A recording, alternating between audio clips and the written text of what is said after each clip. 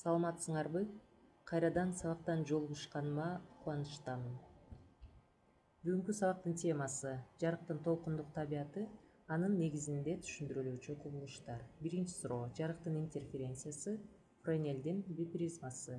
Экинчи: жука пленкадагы интерференция. Үчүнчү: жарык толкунунун толкун узундугу. Төртүнчү: жарыктын дифракциясы, дифракциялык торчу. Сабактын максаты: бүгүнкү сабактан интерференция, дифракция кандай кубулуштар экендигин билесиңер, кандай учурда туруктуу интерференциялык картинаны алууга болорун жана дифракция кубулушу кандай шартта байкаларын түшүнөсүңөр. Толкундардын бирин-бири күчөтүү жана начарлатуу шарттарын практикалык маселелерди чыгарууда колдоно аласыңар. Турмуштагы мисалдарды угуп жана байкоо менен ойлоо сезимдериңер калыптанат, таанып билүү жөндөмүңөр жогорулайт. Биринчи суроо: жарыктын интерференциясы. Деги эле интерференция кубулушу деген эмне? Интерференция деген сөздүн өзү латын тилинен бизче которгондо өз ара ташылуу, таралуу деген сөздү түшүндүрөт. Биз буга чейин механикалык толкундардын же болбосо суунун бетиндеги толкундардын жана үн толкундарынын интерференция кубулушун караганбыз. Термелүүлөрүнүн фазаларынын айырмасы турактуу сакталган. Жыштыктары бирдей болгон толкундарды чыгарган толкун булактарын когеренттүү толкун булактары деп айтабыз. Ал эми толкундарды когеренттүү толкундар дейбиз. Когеренттүү толкундар катталышканда алар мейкиндиктин белгилүү бир чекиттеринде бирин-бири күчөтүшөт, башка бир чекиттеринде начарлатышат. Когеренттүү толкундар катталышкан учурда орун алган бул кубулушту толкундардын интерференциясы деп айтабыз. Жарыктын интерференция кубулушун изилдеген окумуштуулардын бири француз физиги Агюстен Жан Френель болгон.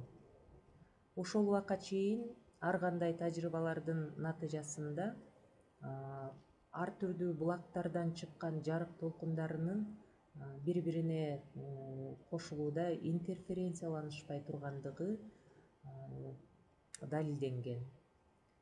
Ошол жарыктын толкундук табиятын ишенимдүү далилдөө максатында Френель жарыктын когеренттүү булактарын алуунун методдорун иштеп чыккан. Ал эки призманы пайдаланып, азыркы мезгилде Френелдин бипризмасы деп аталып жүргөн приборду түзгөн. Френелдин бипризмасы же болбосо прибордун схемасы төмөнкү сүрөттө көрсөтүлгөн. Бир жак учтары бири-бирине барабар болгон эки бирдей айнектен жасалган призмаларды алгандагы ал призмаларды ушу сүрөттө көрсөтүлгөндөй бири-бирине клейлеп койгон. Жана ошол призмалардын бир тарабына S жарык чыгаруучу булакты жайгаштырган, экинчи тарабына D экранды жайгаштырган. Жарык булагынан жарык нурларын жөнөткөн учурда биринчи призмадан өткөн жарык нуру сынууга дуушар болуп, өзүнүн таралуу багытын өзгөртүп, экранга келип түшкөн. Ошондой эле экинчи призмадан өткөн толкундагы жарык нуру дагы экранга келип түшкөн. Натыйжада Френель экрандын бүткүл бетинде интерференциялык картинаны алган. Аны Френель төмөнкүдөй түшүндүргөн. S булагынан чыгып, биринчи призмага келип түшкөн жарык нуру өзүнүн таралуу багытын өзгөрткөндө анын S штрих жарык булагынан чыгып жаткандай болуп көрүнгөндүгүн айткан. Башкача айтканда S штрих бул биринчи призмадан өткөн жарык нурунун жалган булагы болуп эсептелет. Ошого окшош эле экинчи призмадан өткөн жарык нурунун дагы жалган булагы S2 штрих болуп эсептелет. Жарык толкундары бир эле жарык булагынан чыгып жаткандыктан, алар когеренттүү толкундар болушкандыктан келип түшкөн учурда экрандын бетинде алар бири бирине кошулушат. Мейкиндиктин кандайдыр бир бөлүгүндө алар бири бирин күчөтүшөт, кошулушуунун же болбосо катталуунун натыйжасында бири бирин күчөтүшөт. Ал эми мейкиндиктин калган бөлүктөрүндө бири бирин начарлатышат. Же болбосо төмөнкүдөй интерференциялык картинаны көрүүгө болот экрандан. Бул ак жарыктын интерференциялык картинасы, кызыл түстү жана көк түстү. Башкача айтканда, интерференциялык картина караңгы жана жарык тилкелердин кезектешүүсү. Жарык болгон жеринде биз айтып атабыз, толкундар кошулушканда, демек алар бири-бирин күчөтүштү, караңгы жеринде алар бири-бирин начарлатты. Ошондой тилкелердин кайталануусу алынып атат. Ак жарыкты биз билебиз, татаал составдык түзүлүшкө ээ, кызылдан башталып кызгылт көккө бүтөт. Бул жерде караңгыраак тилке, ортодо жарык тилке, караңгы тилке. Тилкелердин катарлашуусу алынган интерференциялык картина болуп эсептелет. Эми ушул толкундардын бирин-бири күчөтүшү жана начарлатышы кандай шарттарда орун алат? Ал үчүн биз ушул эки толкундун таралуусун карайбыз. Биринчи толкун бул болсун, бул экинчи толкун таралсын. Таралып келишет дагы, алар мейкиндиктин кандайдыр чекитинде кошулушуп жатат. Ошо кошулушкан учурда эки толкундун жүрүш жол аралыгынын айырмасы дельта L. Жүрүш жол аралыгынын айырмасы жарым толкун узундугунун, лямбда бул толкун узундугу, лямбда бөлүнгөн 2 жарым. Жарым толкун узундугунун бүтүн санына барабар болсо, бул жерде К бүтүн сандар 0-дон баштап 0, 1, 2, 3 деген сандар. Ошо бүтүн сандардын маанисин коебуз. Ошону коюп дельта лямбда ушул шартты аткарылган учурда толкундар биринчи толкун менен экинчи толкун бири-бирине кошулушкан учурда, катталышкан учурда алар бири-бирин күчөтөт. Башкача айтканда, амплитудасы эң чоң болот. Башкача айтканда, эки толкун бири-бирине фазалары дал келип, бирдей фазада катталышат. Бул интерференция кубулушунун максимум шарты деп дагы аталат. Толкундардын бирин-бири начарлатуусу, ал шарт минимумдар шарты деп аталат. Ошондой дельта лямбда анда жарым толкун узундугунун так санына барабар болсо, дельта L жарым толкун узундугунун так санына барабар болсо, анда ушул биринчи толкун жана экинчи толкун таралып келип мейкиндиктин кандайдыр бир чекитине кошулушат. Кошулушкан учурда алар фазалары боюнча карама-каршы келишет дагы. Экөөнүн кошулушуусунда, катталышуусунда амплитудасы эң кичине болот, же болбосо 0-го барабар болот.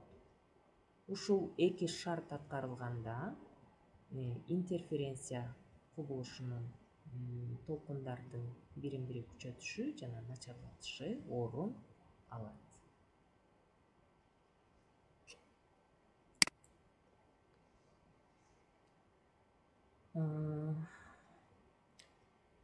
Эми эмне үчүн ошол ар түрдүү түстөр алынып жатат деген суроо туулат да. Биз ак жарыкты эле жөнөтүп жатабыз. Ак жарыкты жөнөтсөк, биз интерференциялык картинаны же болбосо ар түрдүү түстөрдү алып жатабыз деген суроо туулат. Ал эмненин натыйжасында деп. Ак жарык, биз айтып атабыз, ар түрдүү толкун узундуктагы ушул жарык нурларынан турат. Ар бир түс өзүнүн толкун узундугуна ээ. Көк түс, кызыл түс ар түрдүү толкун узундуктарга ээ.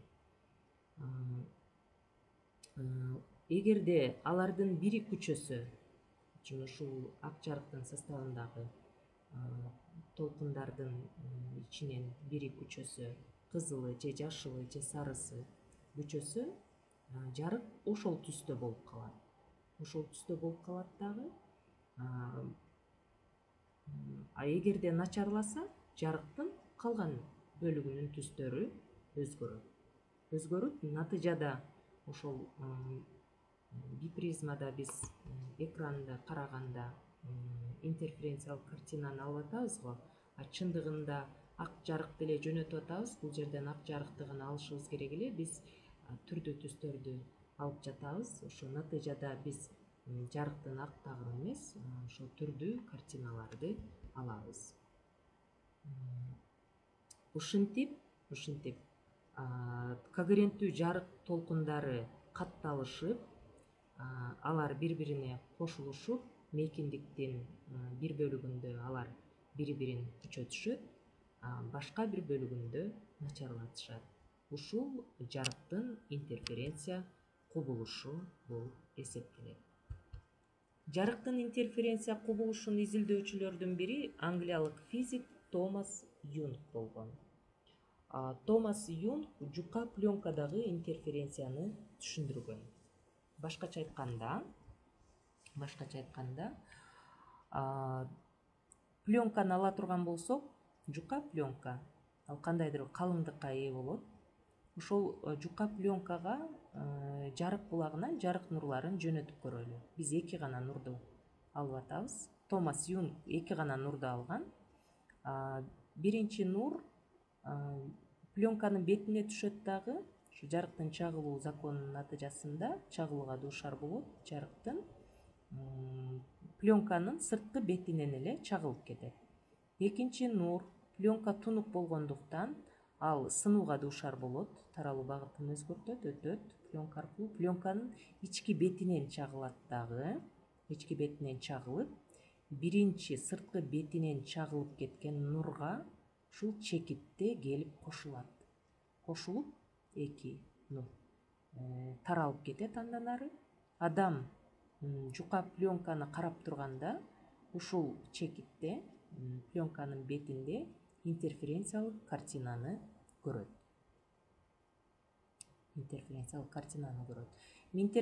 картинанын алынышы пленканын бетинде эки толкундун, жарык толкунунун когеренттүү болгондугунда, анткени алар бир эле жарык булагынан чыгып жатышат жана туруктуу фазалар айырмасына ээ болушкандыгында. Башкача айтканда, биринчи жана экинчи толкундар когеренттүү болушкандыктан алар пленканын бетинде кошулушуп, интерференциялык картинаны пайда кылат. Муну англиялык физик Томас Юнг түшүндүргөн. Эми ошол жука пленкадагы интерференциялык картиналарды мисалдарын көрөлү. Жаратылыштагы интерференция көрүп атабыз, жука пленкадагы интерференция. Асфальтта суунун кичинекей көлчүгү пайда болуп калса, ошо көлчүккө май тамчылап кеткенде керосин жука пленканы пайда кылат. Ошо жука пленкада түрдүү түстөрдү көрөбүз. Бул жарыктын интерференциясы. Самындын көбүкчөсү, самындын пленкасы. Самындын көбүкчөсү да жука пленка, анда түрдүү түстөргө боелуп тургандай болот. Бул жарыктын интерференциясы. Бул сууга нефти төгүлүп кеткенде нефти пленкасы пайда болуп, андан дагы түрдүү түстөрдү көрүп атабыз. Бермет кабыктын түсүн көрүп атабыз. Ичинде жука пленкасы бар, жука чел-кабык пленкасы. Ошол пленкадан жарыктын интерференция кубулушунун натыйжасында түрдүү түстөрдү көрө алабыз. Курт кумурскалардын канаттарынын түстөрү, булар да абдан жука пленкадай болушат канаттары. Ошо интерференциянын натыйжасында биз түрдүү түстөрдү көрө алабыз. Башкача айтканда, интерференциялык картинаны көрө алабыз. Интерференция кубулушу жарыктын толкун экендигин гана далилдебестен, жарыктын толкунунун толкун узундуктарын эсептөөдө дагы чоң мааниге ээ болгон. Ак жарык татаал составдык түзүлүшкө ээ экендигин билебиз. Анын составында 7 түрдүү түс бар: кызыл, кызгылт сары, сары, жашыл, көгүлтүр, көк жана кызгылт көк түстөр. Биз өткөн сабакта кызыл түстөн жана кызгылт көк түскө чейинки толкундардын жыштыктары жөнүндө сөз кылганбыз. Интерференция кубулушунун жардамында ар бир түстүн толкун узундуктары так өлчөнүп, алардын маанилери кандай мааниге ээ экендиги так алынган.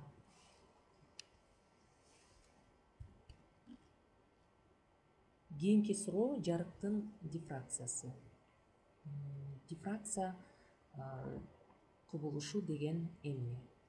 Дагы эле биз механикалык толкундарга кайтабыз.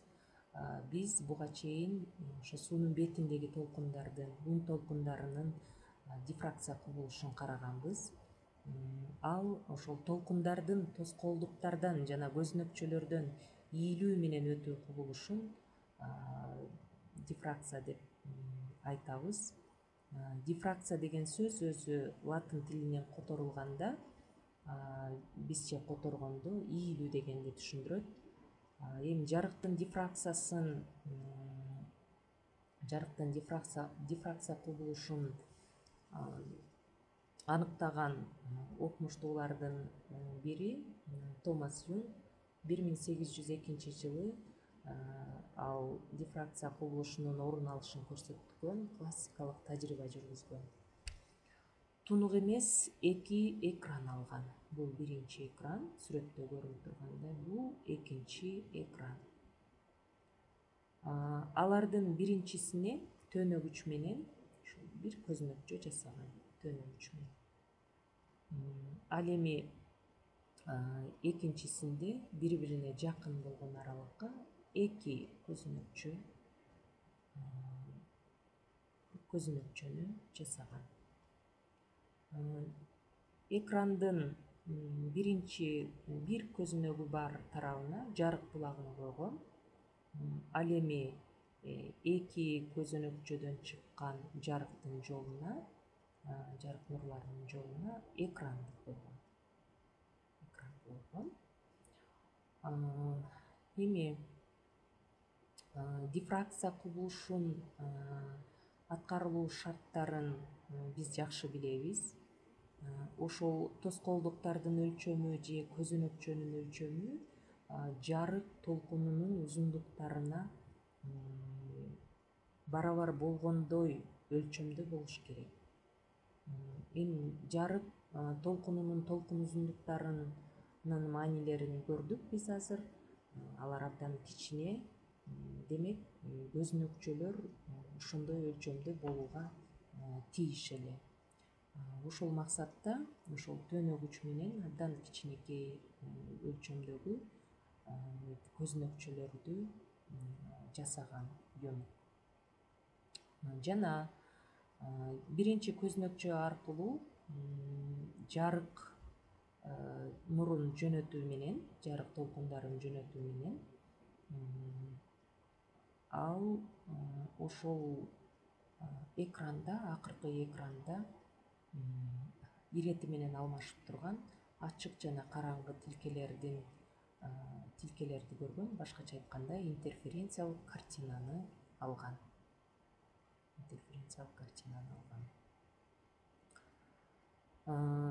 Жарык нуру көзүнөкчөдөн өткөн учурда ал ийилүү менен өткөн, өзүнүн таралуу багытын өзгөртүп, түз сызыктуу таралуудан четтеп, ошол тоскоолдуктун сыртын көздөй ийилүү менен өтөт. Ийилүү менен өтөт дагы, ошонун натыйжасында ал 2 көзүнөкчөгө келип түшөт. 2 көзүнөкчөгө келип түшүп, 2 жарыктын булагы сыяктуу болуп калган. 2 жарык жарыктын булагы сыяктуу болуп, ал булактардан да өзүнчө толкундар таралган. Толкундар таралып, алар мейкиндиктин кандайдыр бир бөлүгүндө катталышкан, же болбошо кошулушкан. Ошол кошулушуунун натыйжасында, катталуунун натыйжасында алар интерференцияланышып, интерференциялык картинаны берген. Томас Юнг дифракция кубулушун аныктоо менен интерференция кубулушун дагы бир жолу далилдеген.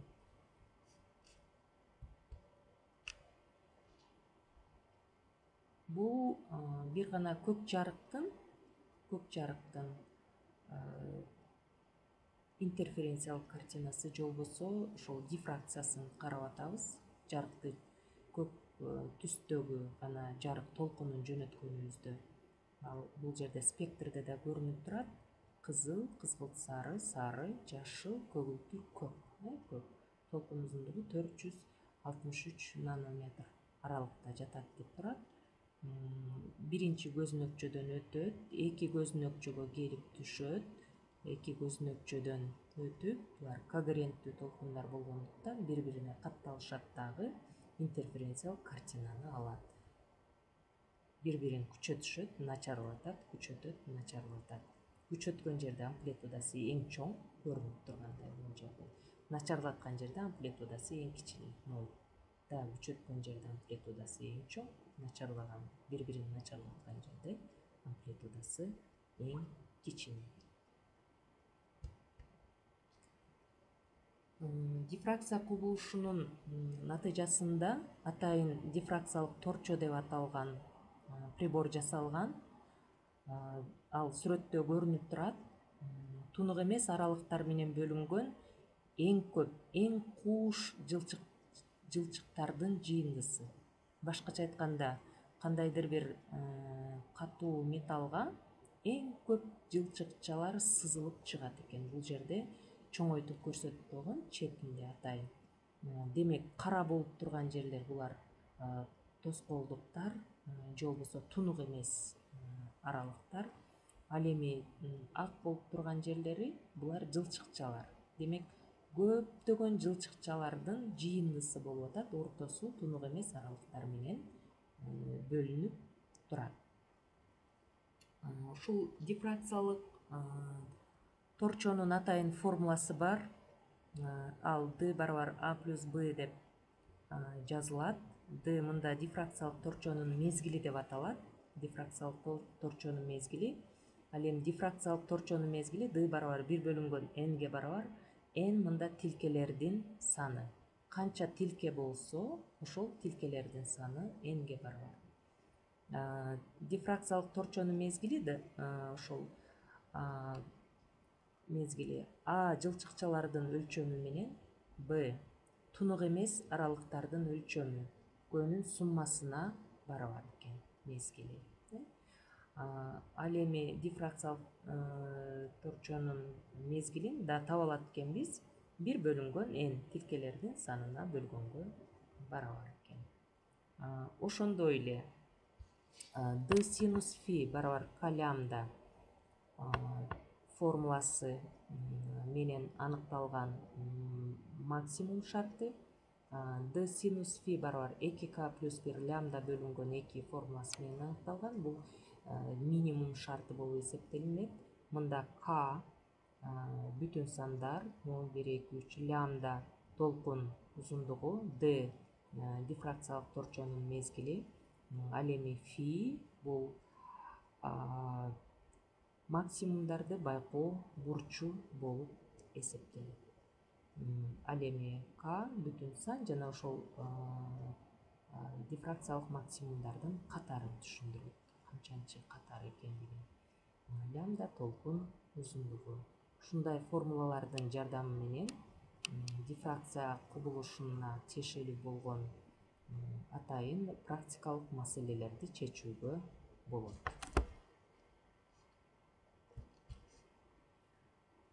Дифракциялык торчонун жардамы менен дифракциялык картиналар алынат, интерференциялык картиналар алынат.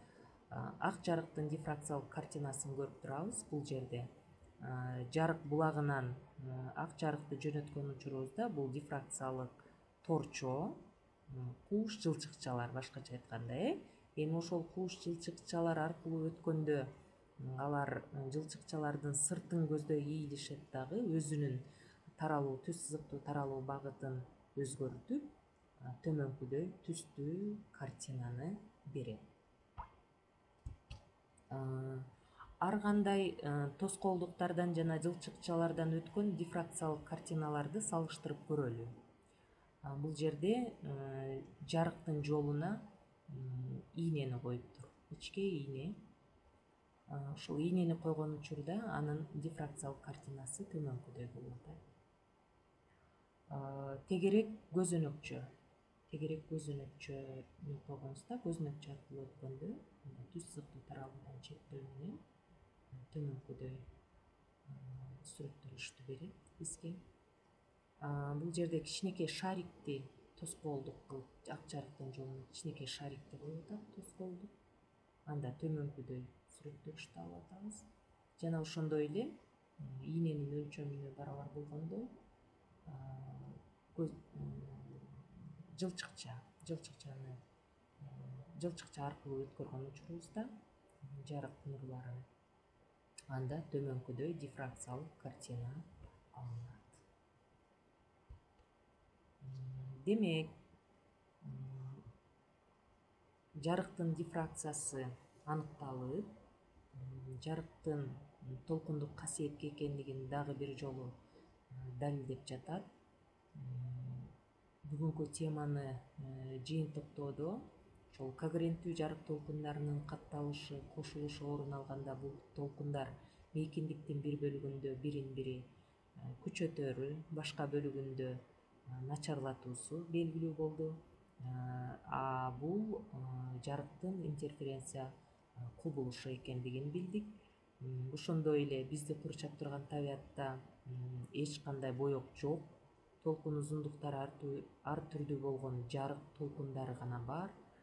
Биздин көзүбүз ошол жарык толкундарын бири-биринен ажырата ала турган татаал физикалык прибор катары эсептелинет. Ошон үчүн биз түстөрдү ажыратып көрө алабыз. Ошондой эле жарык толкун узундугуна барабар өлчөмдөгү көзөнөкчөдөн сыртты көздөй ийилүү менен өтөт. Ошол ийилүү менен өтүшү дифракция кубулушу деп аталарын биз бүгүнкү темалардан талкууладык.